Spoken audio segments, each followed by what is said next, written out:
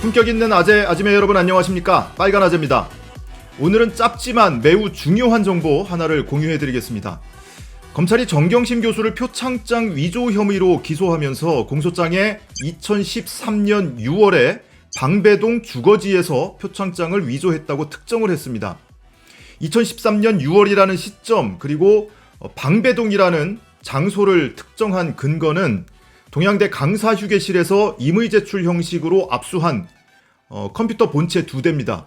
여기에서 나온 기록과 파일들을 봤을 때 2013년 6월에 방배동에서 이 컴퓨터를 사용했다. 그리고 그 당시에 이 방배동에서 파일들을 만들었다라는 거죠.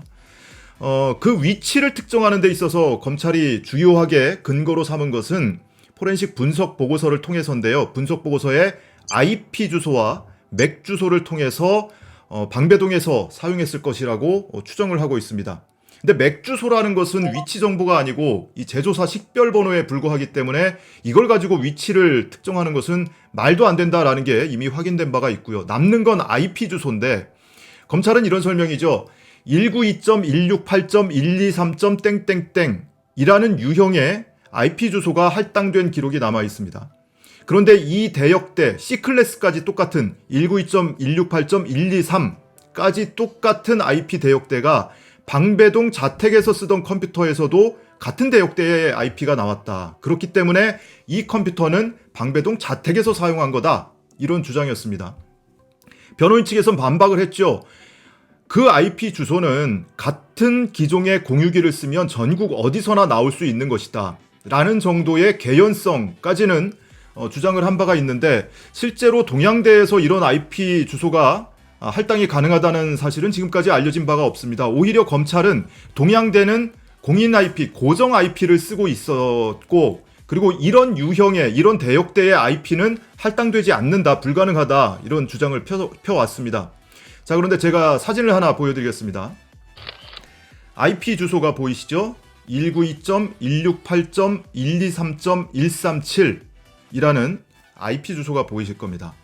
언제 이 IP 주소가 나와 있는 이 화면을 캡처했는지를 보시면 2020년 9월 12일 어제입니다. 어제 오후 1시쯤에 이 사진을 캡처한 겁니다.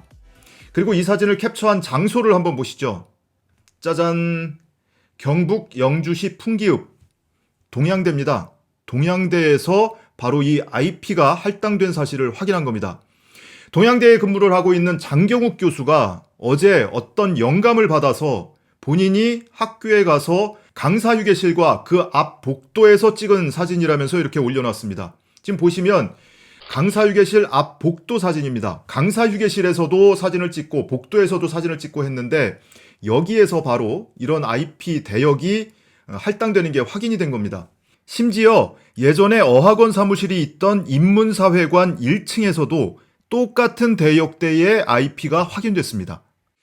장 교수가 여러 차례 접속을 반복적으로 해봤더니 맨 마지막 번호가요. C클래스가 123, 그 다음에 137 또는 141, 176, 107 이런 여러 번호가 반복적으로 부여되는 걸 확인을 했고요. C클래스가 어쨌든 검찰이 방배동에서 사용한 근거다라면서 제기한 바로 그 C클래스 IP 대역대가 나온 겁니다.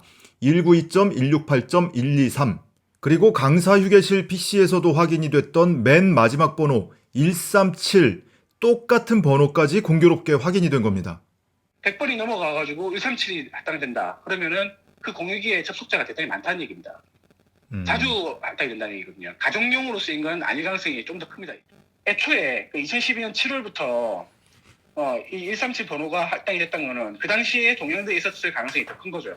가정에 있었다고 보기에는 좀 억지스러운 기술적으로 보면 그렇죠. 근데 이건 뭐 확정은 당연히 안 되는 거고요.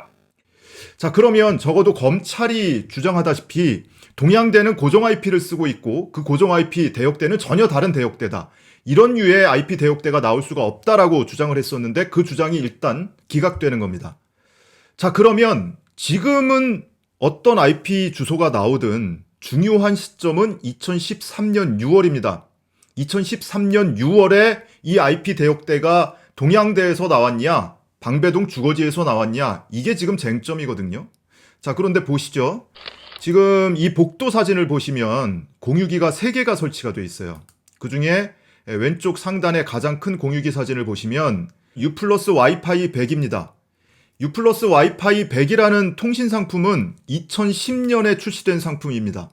통합 LG텔레콤이 LG U 플러스로 사명을 바꾼 직후 2010년 7월 16일자로 출시가 된 상품이에요. 그 이후에 열흘 만에 보급 대수 3만 대 돌파 이런 기사도 나왔었고요.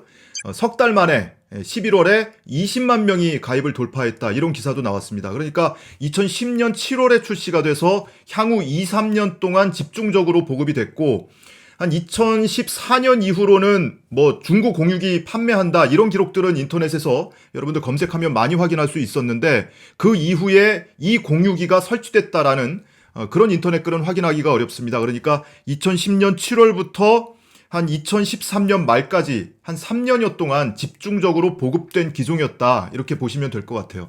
지금까지 검찰은 동양대에서는 이런 대역대의 IP가 나올 수 없다고 못을 박았습니다. 동양대는 고정 IP를 쓰고 있는데 이런 유형의 이런 대역대의 IP가 아니다라는 것이었고요. 이 대역대가 나왔다는 것으로 봤을 때는 방배동 주거지에서 2013년 6월 즈음에 방배동 주거지에서 이 컴퓨터를 사용했다라는 증거다라고 못을 박듯이 이야기를 하고 있습니다. 자, 그런데 이 정보를 보면 적어도 2013년에 동양대에서 이 컴퓨터를 사용했을 가능성이 꽤 있다라는 거는 확인이 되죠. 이번엔 검찰이 답을 해야 할 차례입니다.